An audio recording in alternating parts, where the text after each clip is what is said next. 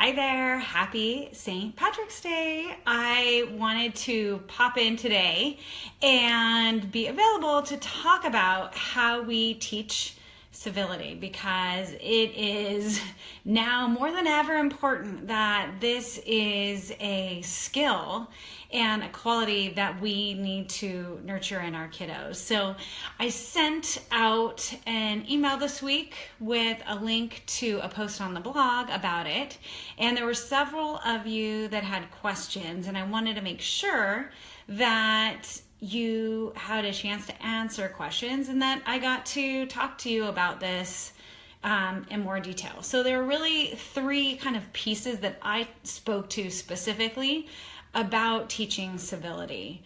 And we could spend some time talking about politics and opinions and all of that, but I don't think that's super important. I think what's important is focusing on our kids, what our kids need, and how our kids are going to shape our culture and our world. So I'm sure some of you have opinions about the state of the world and what is happening around you, but we're going to just focus on our kids and what they need and what we need to focus on with our kids. So the first piece that I spoke to was around perspective taking. And this is super important because especially when kids are really young, they're very egocentric. They're really only aware and focused on how they think and how they feel and what they need. So there's a lot that we can do to teach this. And I think it really starts with you and just starting to talk about what you are noticing and what you're thinking and pointing out other people's feelings and experiences. So I think, first of all, using your own daily experience is a great opportunity. When you notice something happening with another child or another family, kind of having an opportunity to have a conversation about what's going on and why do you think they feel this way and how does it feel when something like that happens. Can be a wonderful learning opportunity, as well as when you're reading books together with your child or you're watching movies or shows. I think talking about those characters and what's happened to those characters, how they're feeling, what decisions those characters either made already or could be making are wonderful opportunities to start talking about perspective taking and also just noticing how different people have different perspectives on what happened. So maybe it's even you have a disagreement with your partner and your child hears this disagreement. It's a wonderful opportunity just to model that, hey, we respect each other. We, are making a very similar decision or a same decision, but we have different perspectives. And talking about how it's okay to see things differently and that it's important to be a good listener to others when they have a different perspective. So that was kind of the first piece of today. I'm just kind of going through. I gave you a download, so I'm going to just walk through the download because those really highlighted the 3 points that I wanted you to take away with you. The second thing was empathy and nurturing empathy in your child. We're all born with empathy, some of us more naturally than others, but it's something that we can all work on. And if we want our child to be an empathetic person, and I hear this from parents over and over again, I sit down with my private clients and I ask them, what are the qualities and characteristics that you want to nurture in your child? And almost every list for every family includes empathy. And if we want our child to be empathetic towards others, we have to model this. It is super important that we empathize with our kids, even when it doesn't make sense to us, that their feelings aren't really rational to us. It's okay. We still can reflect back how they're feeling. We can still connect with them by acknowledging their emotion. We don't have to agree with it, but we can at least acknowledge it. So I give you a few examples. I actually draw a little bit from Love and Logic's use of empathy because they suggest using a one-liner and it sounds like, oh no, or oh man, or maybe oh, it's so hard, or it's such a bummer, or maybe even saying something like, you sound really frustrated, or you look disappointed. It's that first thing we say before anything else, to let our child know that we hear you, we see you. And sometimes that's enough for them to recover and go on, because they just want to be heard sometimes.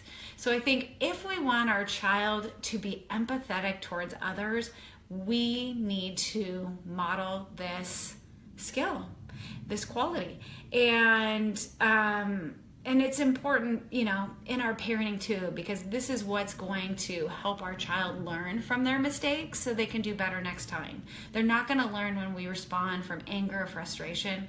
They're going to learn when they feel connected to us. And I love Jay Nelson of Positive Discipline says, we have to connect before we correct or redirect.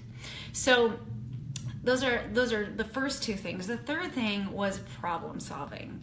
And this isn't solving problems for your child. This is helping your child learn to become a problem solver. And ideally, you use problem solving in your parenting when issues arise. So when there is a challenge, you can step in, and obviously you start with empathy. You empathize and let them know you hear them, you see them.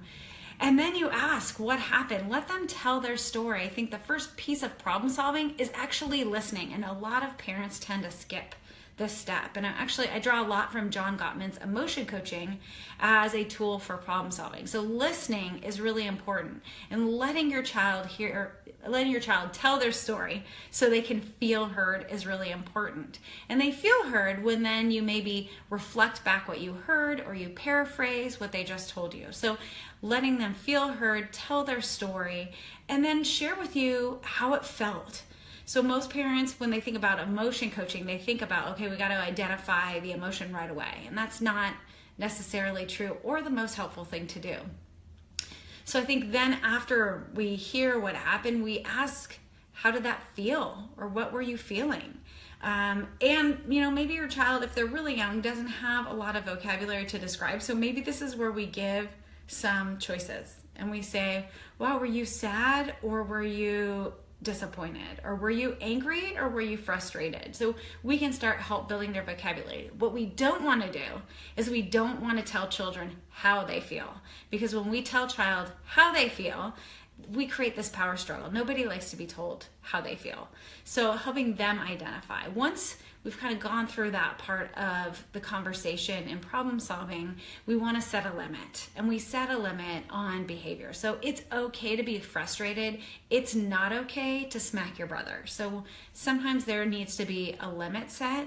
And then we do some problem solving. And we ask, you know what, the next time something like this happens, what would you be willing to try?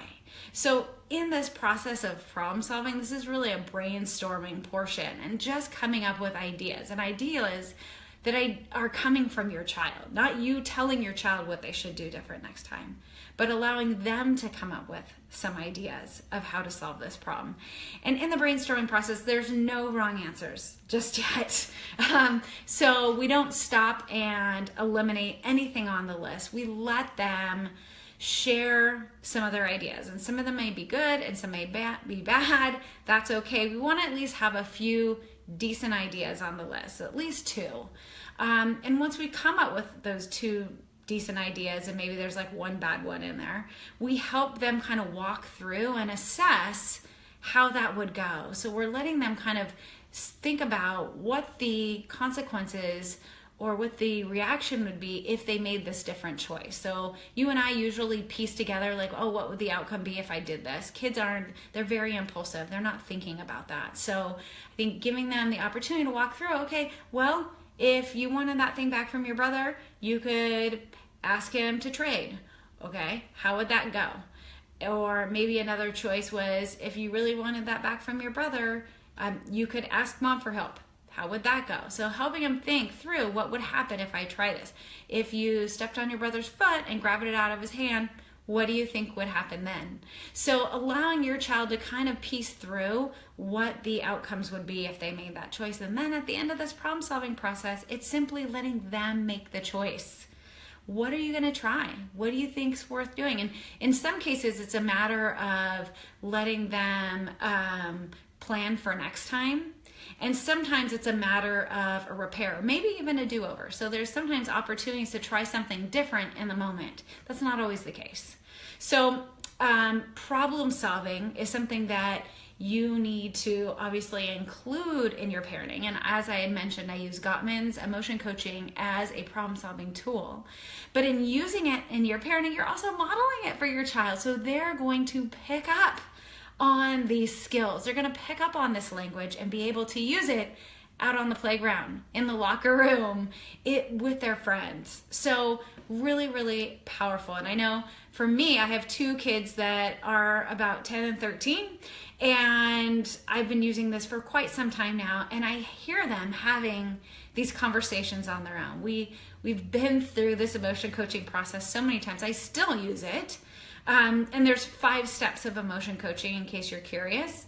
The last step has 5 steps, so it's more like 9 steps. But the goal isn't always to use 9 steps. It's to use as much as you need to get through that problem-solving process. But I do like the fact that there is some structure. So if you decide you want to implement these types of conversations, you have a structure in which to start from. So today was just an opportunity for me to share a little bit more about how we can teach and nurture civility in our children, because it is going to be a very important skill and quality they're going to need, not just today out on the playground or in the locker room or at the dance, but a skill they're going to need to be successful and to make change in our culture, to make change in our world. It's, you know, there's things that we can change today in the moment. We're pushing a really hard button here. And I think the easier button is focus on our kids. I mean, obviously we need to do both, but if we don't focus on our kids now, which of course you're already focusing on your kids, but kind of thinking in a broader terms, that change in our culture is not going to happen. It starts with us. And I've seen so much change happen over the last 10 years and the way people parent their children and the relationships that they have with their kids. It's amazing. And I think there's just so much good that is coming out of the work that you're doing with your child at home. So I don't see any questions for me specifically today. Today is my very first Facebook Live. I guess that's what you call it.